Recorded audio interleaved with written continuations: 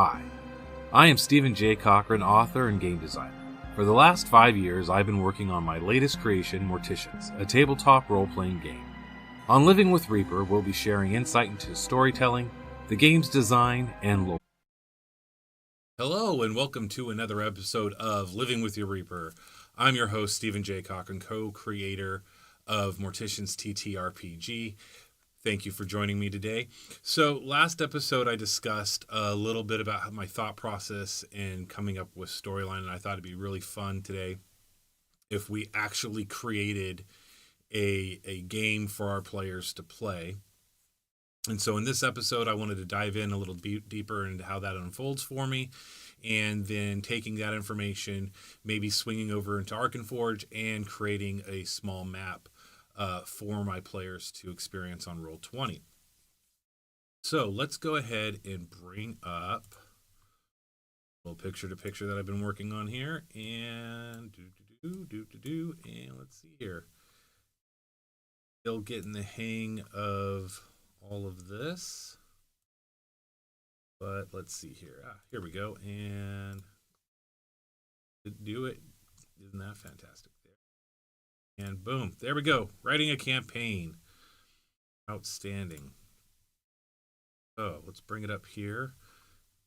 All flying around all nice and fun like. Okay, so let's create a story and a map. So when I'm creating a story, after I have a general idea of where my players are going to be and how they're going to interact with how I want the story to develop, I start with some basic questions. And this is kind of a development tool that I learned in the Boy Scouts, believe it or not. It was the metrics you had to hit when planning an outing for your scout troop. And you ask yourself what, where, who, why, and how. So let's approach the first one with the what. What is going on? What do we want to throw at them? And this is where a funeral director really can be as creative as they want. You could be throwing cybernetic zombies. You could be throwing caustic zombies. They could be venturing into a toxic waste plant to clean out the zombies so that the next the salvagers that go in there, or a cleanup crew that goes into the toxic waste, can operate without fear of zombies popping out and getting them. So what are we going to throw at our players this time? And so let's go with the good old-fashioned adventurers trope. We're going to say scavengers or merchants are disappearing from the road, right? They're traveling between two towns, and from point A and point B, something happens to the merchants. They disappear, and this has happened enough that now questions are being raised. What's happening to the merchants? So the trading guild in Morticians is called the Union. So we'll say the Union is reporting that their shipments aren't getting through. Okay. So the shipments aren't getting through. So it's a road. So we're in the road. So we'll say that their starting location is going to be Clearwater, and their ending location is Scavenger's Hold. And I'm just now realizing that where my microphone is and where my keyboard is, you guys are probably getting a lot of clicking right now. So I'll try to refrain from typing so much. So Clearwater to Scavenger's Hold. And there we go. So the Union, which is the trade organization, is requesting a team of morticians to go out and find out what's going on. So that's the what and the who, actually. But the who is two parts. First off is who's going to be doing it, and obviously it's going to be your undertaking that's going to go out and see what's going on. But the other question for the who is doing this? Who is who's attacking or taking these merchants, the Union traders? So this is a great opportunity to come up with a bad guy. And time tested and true, nothing beats a pack of bikers, but really they could be slavers, or here's a fun one, an uncharted community. You guys get to see how bad I type. Biker, slaver, or uncharted community. And what do I mean by uncharted community? It's a group of survivors who have not been brought into the Morticians fold yet, who are struggling to stay on their feet. And they know of Scavenger's Hold, so they're going to go and raid those shipments to support their own community.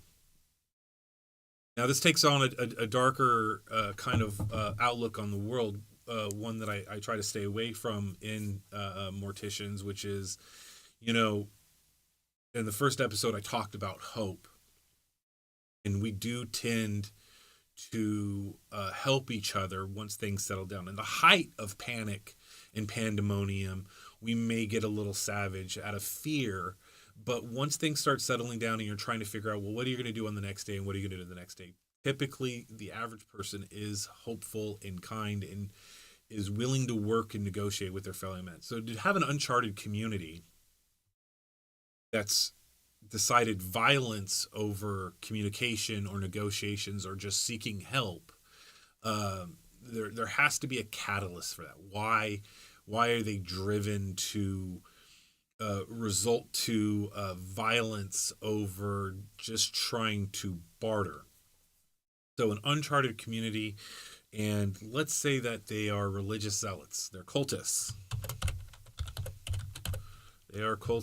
And it is against their faith or their belief to negotiate that they've taken a savage view of the world, and they're going to take what's theirs. Now, what's fun about this is because our default when we're scared is violence, but when things calm down, we do tend to work together. So maybe not everyone in the community believes in this. Maybe there's some agnostic members in this group that aren't really drinking the Kool-Aid, as they say, and so there's an opportunity for leverage there to present an obstacle that later can be resolved with non-violence. If you have players who don't want to be violent, who want to try to talk through people, there's an opportunity there to just go in guns blazing and dominate the community. So that covers the who, and now it's kind of slid into the why. Earlier I talked about bikers and slavers. Bikers / raiders, they're cutthroat. It's always dog eat dog. They only care about themselves. They're a gang. They're looking out for themselves. But slavers is interesting because in the Morticians world, pressing people into slavery or into suffrage is frowned upon, but is a common practice in some communities. And how slavery comes back about is the idea of corporal punishment and people being a resource. So in some communities, they look at serfdom as a punishment for thieves, belligerents. Maybe someone had too much to drink at a tavern the night before and they busted up some property. Well, you don't take that resource and just lock it away when it could be working for the greater good. So it's a slippery slope of, well, you just just join the chain gang for a while, right? And so the slavers are gangs that go around and they're looking for people to press into service for the Farmers Federation, the bikers, maybe another organization that you create yourself, where they go out. So they're out and they're hijacking, they're highwaymen hijacking this trade route, and they decide that they're going to keep all of the resources that the traders have, and then on top of that, we're going to take the traders as resources themselves and press them into service and see if we can't make some coin off of it. So that's the why. And how are they doing this, right? So how are we doing this? You know, Sanctuary Valley, how? How are they doing this? So Sanctuary Valley is thematically inspired by my home territory, the California Central Valley, where we have large fields of agriculture. We're surrounded by mountains, and there's plenty of space to move around, get lost, get discovered, and there's plenty of resources in our area. But the zombie apocalypse didn't just happen in California; it happened to the rest of the world. So let's discuss the how and the where at the same time. So the how is it's a road between 2 points, and we've got a large fan base out of Chicago. Hi, Chicago. Um, and Chicago, Detroit, Cleveland, this area of the United States, we recognize the areas by their big cities, but a lot of people don't realize is just outside those cities are a lot of rural open fields. There's good cropland out there. So Sanctuary Valley could be outside of Detroit by a couple of miles. It could be just outside of Chicago in the rural areas of Illinois or Michigan or Ohio. Your Sanctuary Valley could be in the middle of Kansas. It really is wherever you want to play it, and it's a lot of fun for our players to make Sanctuary Valley their home, Sanctuary City their hometown, and to build their campaigns that way. It's a great way for your players if they're sitting around the table to really immerse themselves. It's also fun when building the maps to go to like Google Maps, taking a shot, a satellite image of your hometown, and then chopping it up in the map editor to create your battle map. So for this story, we're going to say that we're just outside of Detroit by several miles in the rural area outside in Michigan. We've got farmland, we've got cattle country. So it's kind of a mixture, but since nobody's been around for 7 years, it's overgrown. So we're going to say outside Detroit. And I apologize, I don't actually know any locations outside of Detroit. I just kind of know generally how the topography is laid out. So hey, if you're from the area and you know a perfect location for this to take place, hit me up in the chat and let me know. Who's it? Still getting to know everything, and it's kind of fun to discover what OBS, YouTube, Twitch, and all of these little programs are doing, and trying to create this content for you guys and give you a fuller experience. We're going to say it's outside Detroit, and let's say that in the area it's been overgrown with trees, and we've had some nice heavy rains. Nobody's taking care of the area, so why don't we hop over? We got a general idea of what's going on. Okay, we got the Morticians after a long rest at Clearwater because they've earned some R&R. They're ready to venture out and head over to Scavenger's Hold. So why don't we build in the map? Let's see if we can do this here. I'm going to go ahead and minimize that. Close this, open this, and transition.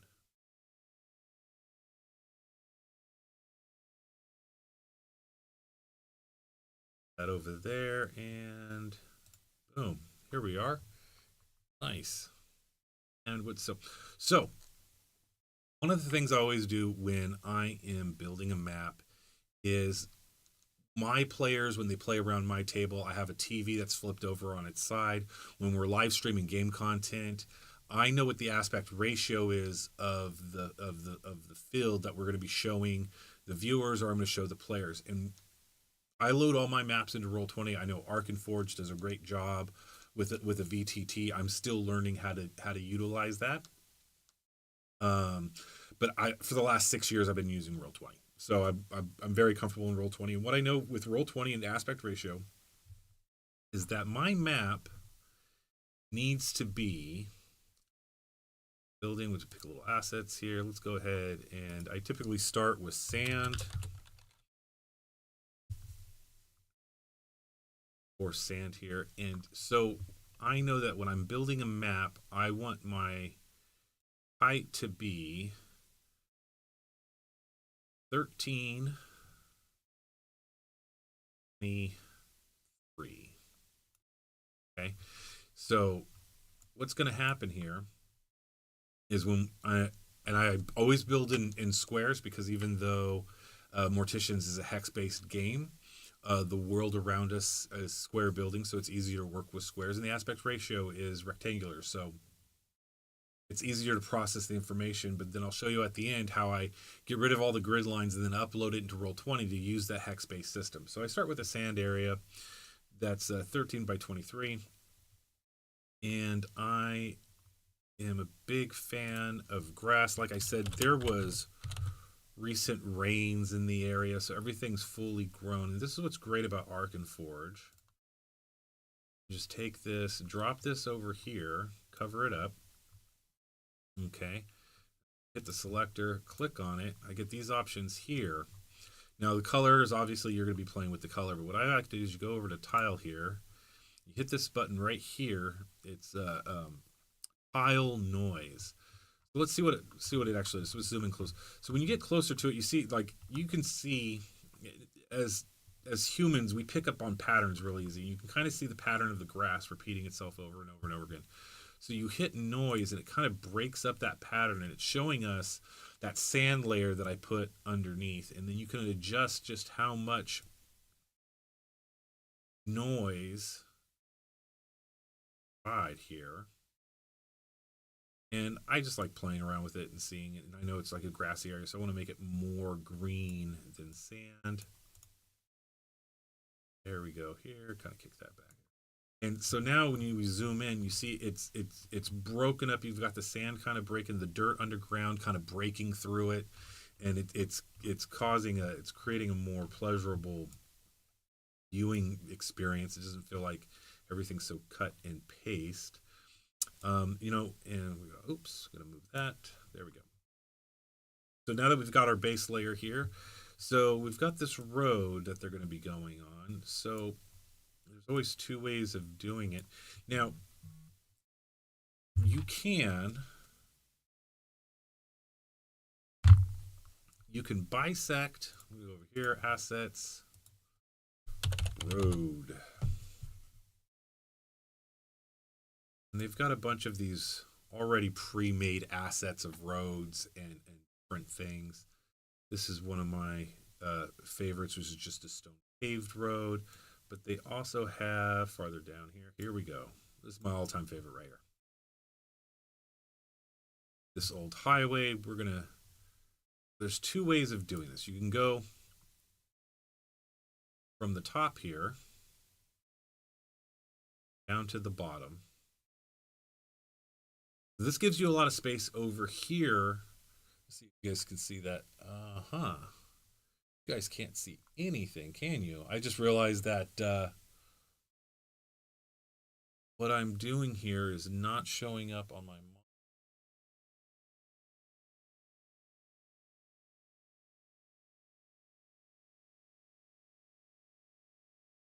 I'll be a monkey's uncle. Isn't that disappointing?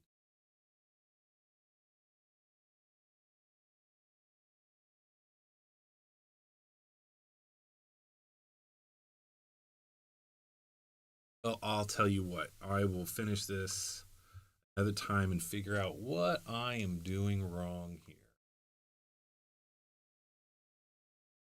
Because, yep.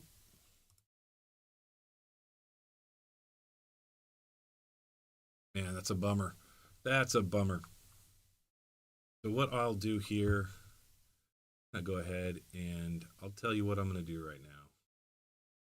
I'm going to do this. I'm going to head over to Roll20.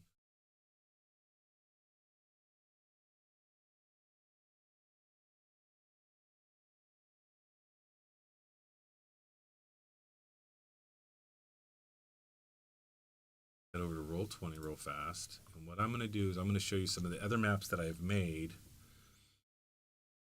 and how I've approached we'll go ahead and launch the wolf pack.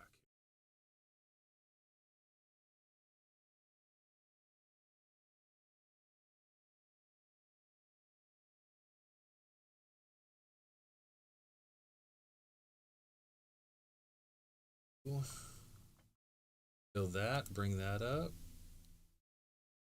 Transition is big enough so you guys can see it. There we go. There we go. All right, so roll 20. I'm going to show you guys how I play around with the maps, and hopefully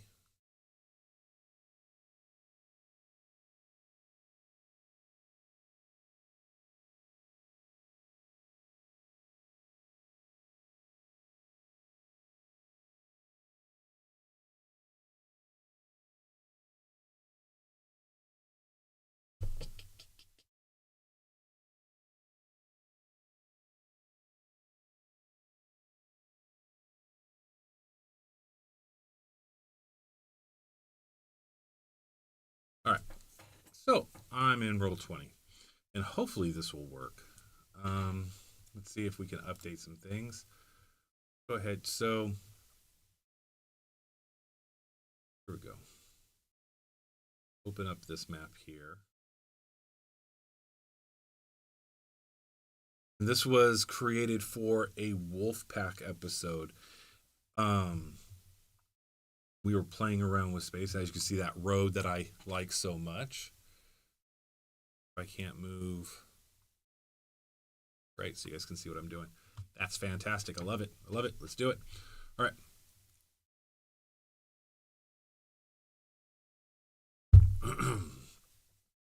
So one of the interesting things about all VTTs that I'm finding is none of them really do a great job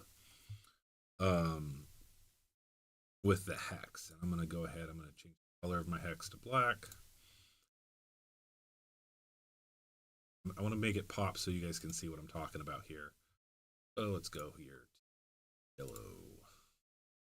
There we go. It pops. All right. So over here, I'm going to use old Zacharias here to kind of show you. Here is the far right of the screen. Now, as you can see, there's a bald spot here with the hex. And the reason is the way they design these VTTs for maps is everything's based off of squares, and transitioning over to hexes causes a little bit of a problem. So earlier when I said that my map was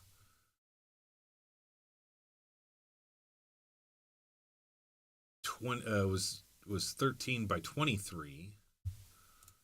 We're gonna go here. We're gonna start from scratch. So let's see if you guys can see it. So I'm hit my settings. So the reason why I go 13 by 23 is because my actual ratio is going to be 22 by 12.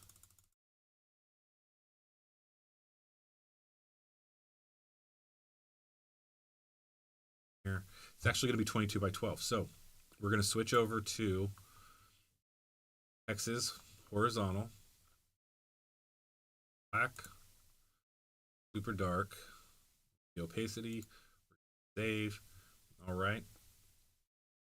I'm going to hop back in here, make sure that stayed 12. That's 22 and 12.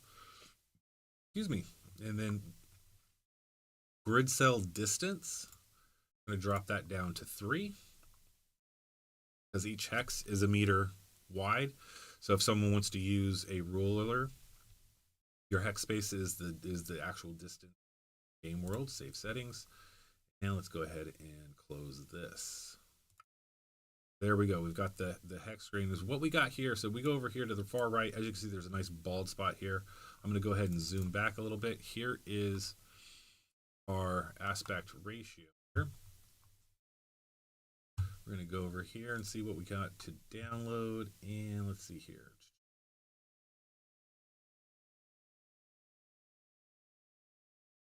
Bring up Raise the City Crossroads.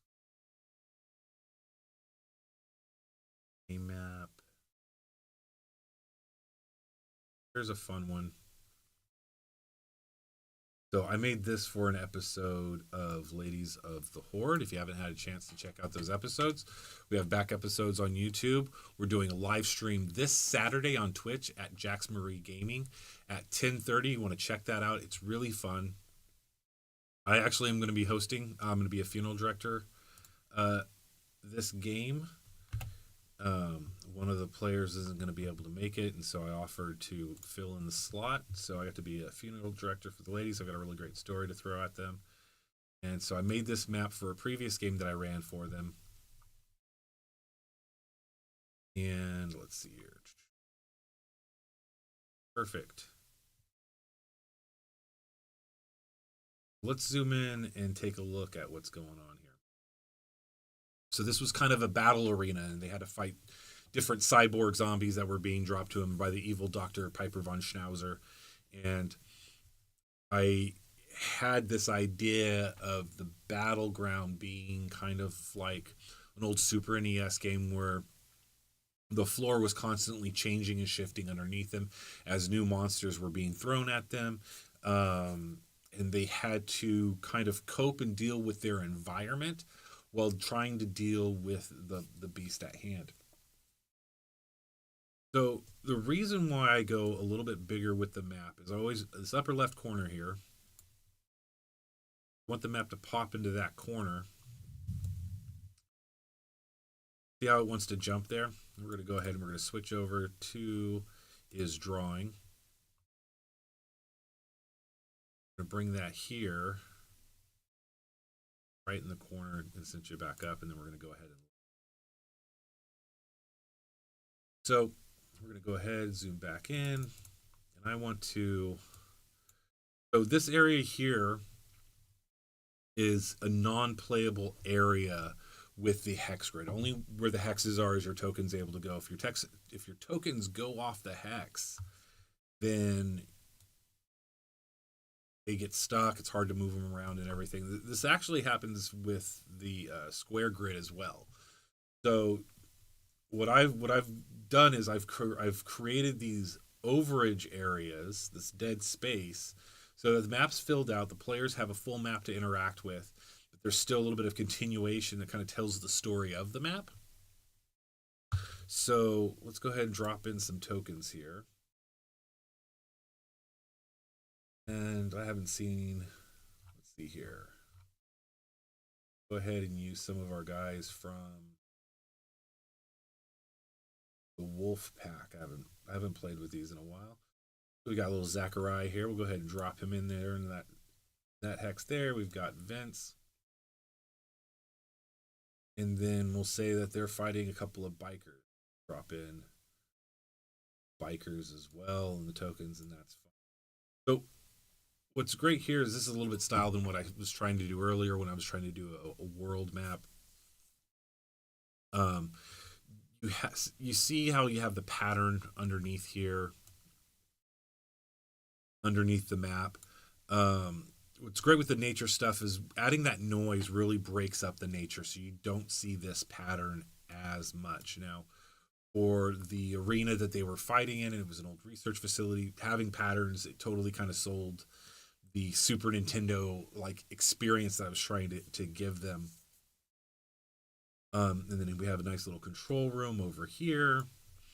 And so one of the fun things I did with this map is I found a different set of piping to go underneath. And then I put checkerboard on top of it. Let's go ahead and zoom in here. Yeah, that was not what I wanted to do. Boom. There we go. And I still use the noise on the checkerboard here to kind of give these tiles a feeling of being part of a futuristic lab. Story-wise, at the end of the battle, the last of the floor opens up and dumps them to this drain down here.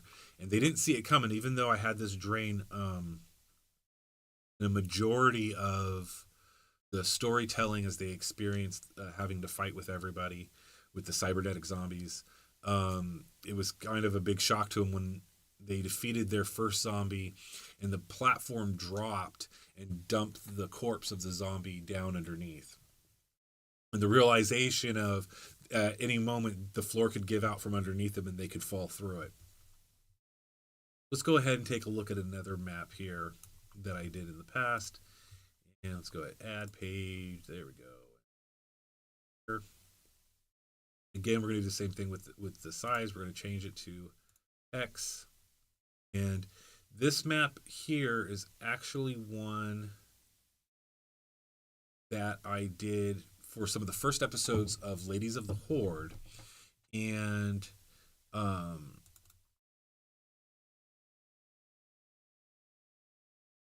it's actually, if I remember correctly, it's actually like 40 by 40 by 30, if I remember correctly. Here, and black, nice and black. So I really want those hexes to pop through. So this is training. This is a training ground that I did, and I'm gonna go ahead here.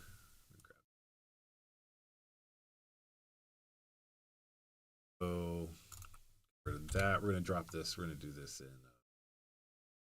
in the map layer. Pop it in the corner here. Thanks.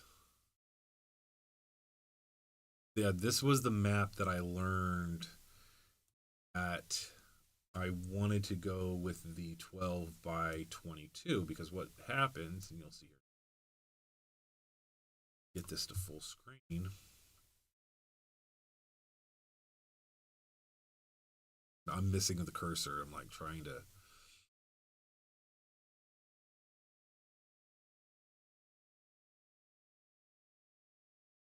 Here.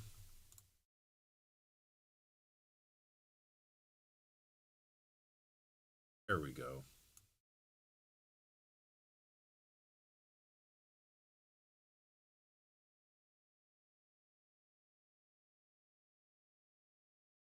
So one of the first complaints that we've got from our incredible fan base is that they couldn't see actually what was going on in the map.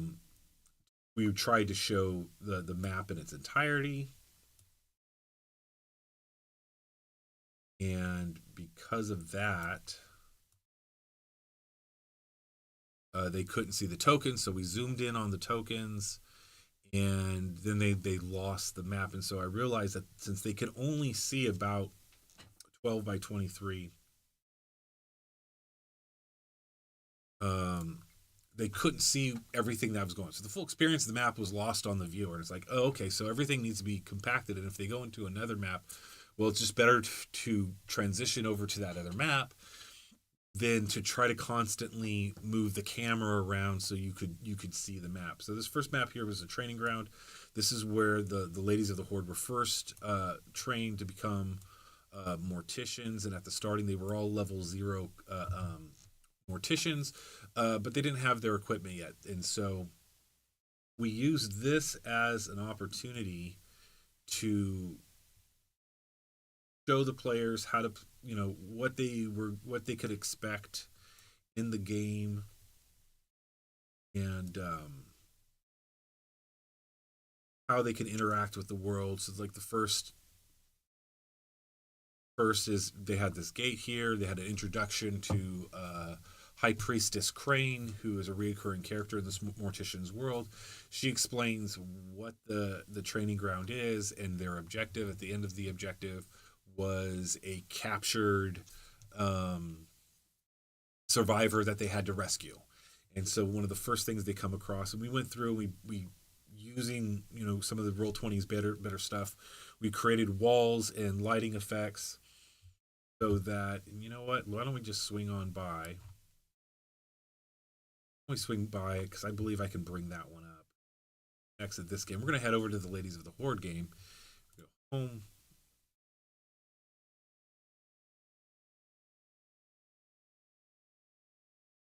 And so as they experience, because you might, if I'm talking about this, you might as well see exactly what I'm talking about here. So let's go over here. And where's the training ground? Here's the training ground. So let's go to the training ground here. So this was fun. We moved some stuff around. So here we go. We've got Crane here. That's High Priestess Crane right there. And as the guys got to move around, we put the walls in. We had the lights going on. Lighting effects.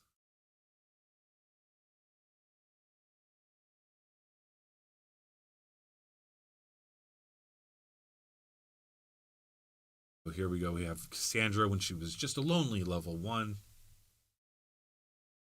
She succumbed to her infection stage and died. As you can see, as they move around, the lights got to change. But, this was the experience here. We're trying to show people, this incredible world that we built for them. Oh, you know what? That other training ground was actually the first one I built, and it wasn't going to work. So we built another one. Here's the other one that we built.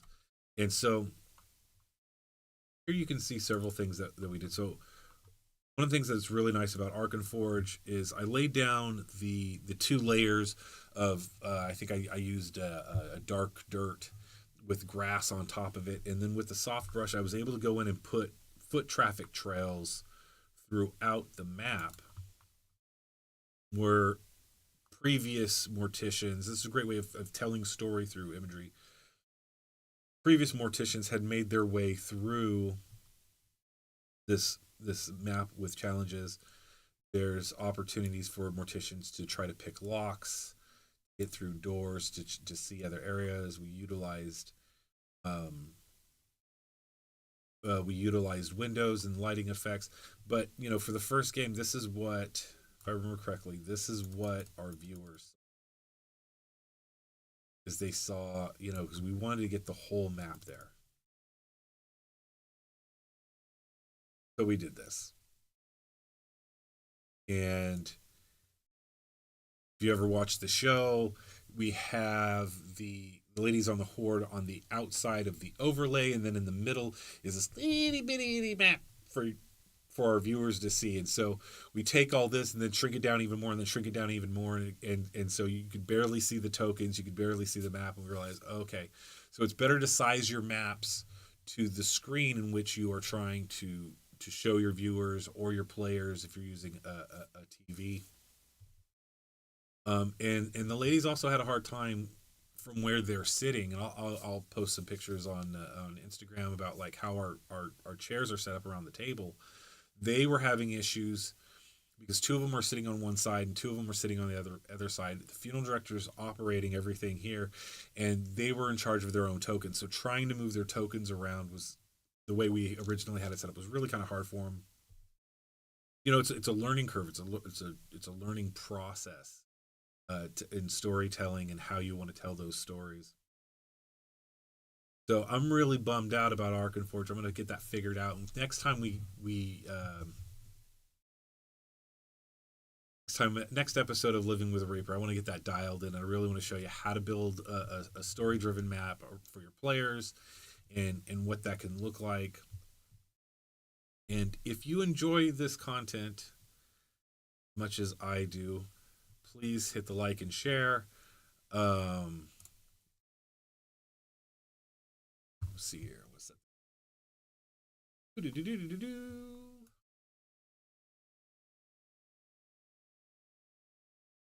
All day. Play around with technical equipment. I set this up earlier. It was great. And I was like, all right, cool, man. I've got this all dialed in. This is fantastic. This is really exciting. And then I tried to do stuff, and I was like, all right, got it dialed in. Walk away from it, come back, try it again. All of a sudden, it's not working again. I'm like, all right, okay, let's figure this out. So the discoveries of capabilities of what I'm doing, really have a good time. And with that said, if you haven't had a chance to play Morticians yet, we have an encounter box available. Digital version is available at Drive-Thru RPG. And that's there. Yeah, it already popped up. So yeah, we have a digital version available at Drive-Thru RPG. It is the Funeral Director's Guide, which is the Crossroads, the introductory undertaking campaign. It's the starting rulebook for the players. It's got 6 character portfolios, 6 characters. Now the core rulebook's going to have a total of 12. So these are 6 introductory pre-made characters that we made for you. And we also have a pay what you want tokens and maps to utilize that work with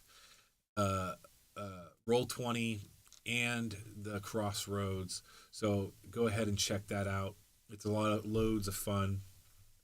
Also, like to let you know that we have back episodes on YouTube. So if you haven't had a chance to check out the Wolf Pack, to check out Ladies of the Horde, go to our YouTube channel and check out those past episodes. The Wolf Pack is me and a group of guys during alpha testing of the game, in which we're just kind of hanging out and having a good time and kind of poking holes and playing with the game. And a lot of things have changed between the Wolf Pack and Ladies of the Horde. Ladies of the Horde, I had the opportunity of doing a playtesting event with a really great company called the Dragon's Horde right here in Fresno, California. The Dragon's Horde is a local game shop. I met all of these women at the Dragon's Horde. They were incredible. They knocked my socks off. They fell in love with the game. Jax Marie Gaming, who's our funeral director for Ladies of the Horde, was one of our original funeral directors for the playtesting event. She let me know that she was streaming and she wanted to work to get this up and running, so we've been doing it ever since. We've been doing this for 8 months now.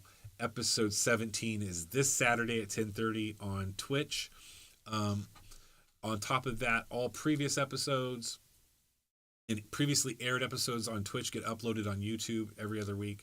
So we have a Ladies of the Horde live stream this Saturday, and then that following Saturday on YouTube, we'll upload it in case you missed the opportunity to watch it.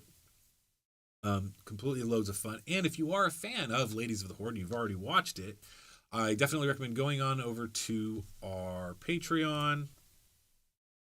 The Patreon is... Here we go. Yeah. So Patreon. So we do these post-mortems. After every single episode, I come in and we sit down and we talk about their experience during the gameplay, what they liked, what they disliked, mechanics they'd like to see changed. We go into a little bit more explanation of why the mechanics are the way they are. If they didn't like the way something happens, it's a great opportunity for them to post, hey, I didn't really understand why X happened. And we get to do a deeper dive. Sometimes it's a little emotional if a character is lost or an experience happens, and we kind of enjoy diving into those emotions that we get to play with, because that's one of the great things about playing tabletop role-playing games, is that we have the opportunity, freedom, and safety to express ourselves in the moment with those characters, and it's really is fantastic. So if you're a big fan of Ladies of the Horde, go swing by our Patreon. Links are in the comments. You guys have a wonderful day. I can't wait to see you in the next episode.